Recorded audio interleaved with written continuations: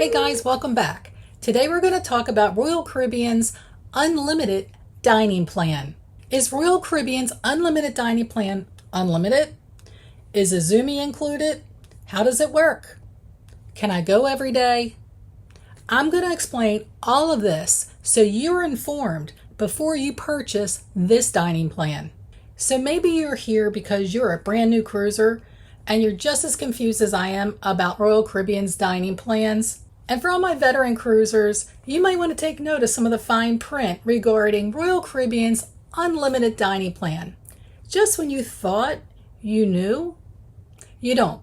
We're going to cover all of that coming up next.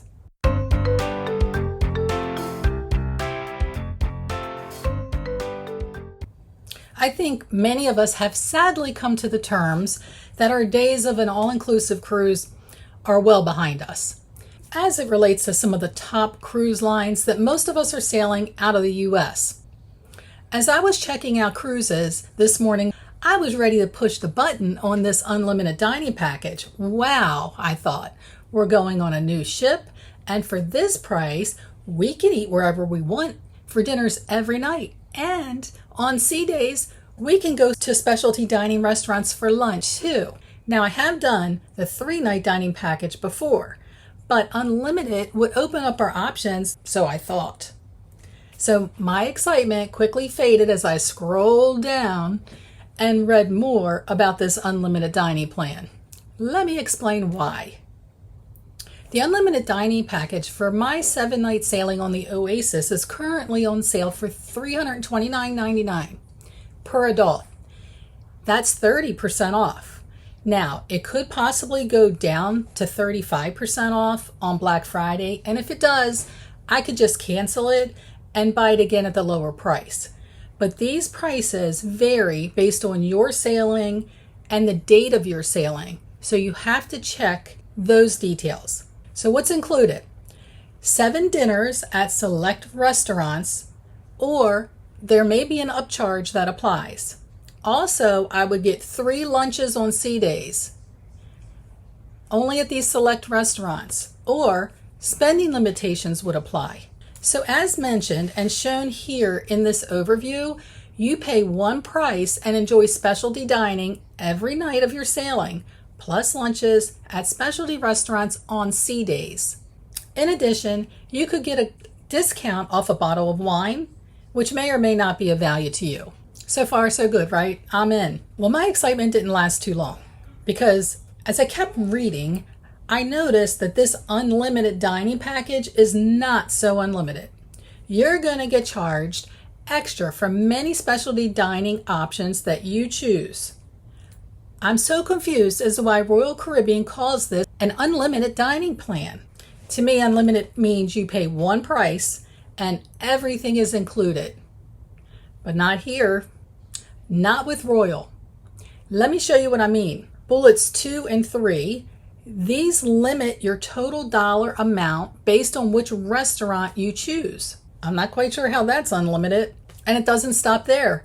The 4th bullet, here, you're going to pay an additional surcharge to eat at specific restaurants. So if I want to go and enjoy Izumi Hibachi Grill, I'm going to pay an additional $15 surcharge on top of the money that I've already paid for this unlimited dining package. Or if I want to go check out Wonderland, that's a $24.99 surcharge.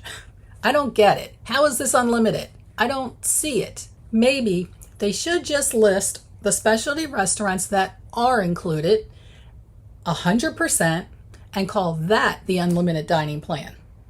If you're finding this review of how the unlimited dining plan works helpful, this is just the beginning of your journey here at Cruise Savvy. So make sure to subscribe and turn on those notification bells. I will also be giving you a free downloadable dining plan planner at the end of this video. So are you saving money with this plan?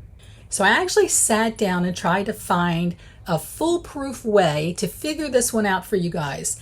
But there really isn't one, since all the pricing with Royal Caribbean is dynamic, meaning prices change based on that ship that you're sailing and your sailing date. And then you have sales that come into play. So If I gave you my example, it most likely wouldn't match yours. Plus, you may want to go to a different restaurant than I do. So my recommendation is this. If you really want to make sure you're getting your money's worth and saving all you can, figure out exactly what restaurants that you want to go to for dinner and for lunches. Price them out individually and then compare that to the price you would pay for the dining plan. Watch out for sales because, again, you can cancel what you've already purchased and rebuy it at a lower price if a sale happens and it's lower than what you paid to begin with. So you know I hate math. This just forces me to spend time doing something I don't want to do. And if I decide I want to just go to another restaurant on my cruise than I had originally planned, well, it might just cost more. I guess my problem here still lies with the fact that this is called an unlimited dining plan because it really isn't an unlimited plan. What do you all think? Let me know if you or someone who has purchased this plan in the past, and how did it work out for you? Did you realize that you were going to be charged upcharges or a la carte charges possibly when you got to the restaurant that you wanted to eat at? Now, I realize that you have to factor in those lunch values. When I did the 3-night dining plan, it didn't include lunch. And I've always been happy with the free lunch options that Royal Caribbean provides without needing to go to a specialty restaurant for lunch. And plus, I'm usually busy during the day and I don't feel like sitting down for, an hour and a half to eat. But I'm always trying to figure out a way to save money where I can. Sure, we can hit up the main dining room and forego all of the specialty restaurants. But if you've cruised a lot, you're probably looking to try something new. Or maybe you're celebrating a special occasion. There's lots of reasons. I think I cruised my first maybe 4 or 5 cruises before I even tried a specialty restaurant. The main dining room was fine, but that was many years ago. And I do have to admit, the main dining room isn't quite what it used to be. It's still good. It's just not spectacular. So I created a dining plan for all of you to use. This way, if you're going to book this specialty dining, you can keep track of everything. Let me show you how.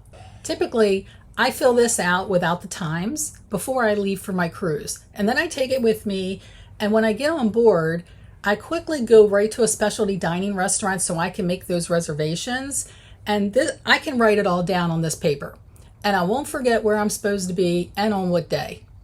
I tell you what, I'll go ahead and put a link down in the description below so you can actually click on that, open it, print it out yourself, and you'll be able to take it on your next cruise. And I'm not going to charge you for that. There's so many people out there that keep charging everyone for planners and this and that. That's not me.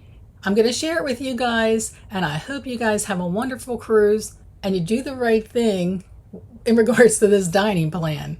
And if you happen to be thinking about that unlimited drink package, you know the one.